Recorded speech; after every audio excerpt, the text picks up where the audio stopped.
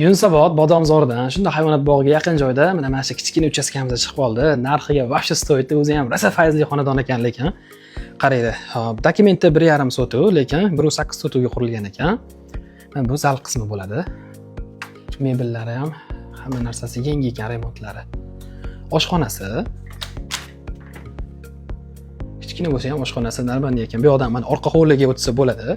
Remontlari mana hech narsa qilmagan, hammasi zo'r turibdi. Bu yerda mana umumiy hisobda 3 ta xonasi bor. Sanuzellari razdelniy qilingan. Juda ham akkuratniy, remontlari ham hech qayerga diqqat etmagan. Bu yerda ham bitta xona bor. Buni rasmini ko'rsataman. Hozir uy egalari bor bu yerda.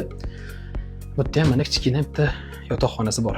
Kommunikatsiyadan umuman muammo yo'q. Suv, svet, gaz kanalizatsiya bor.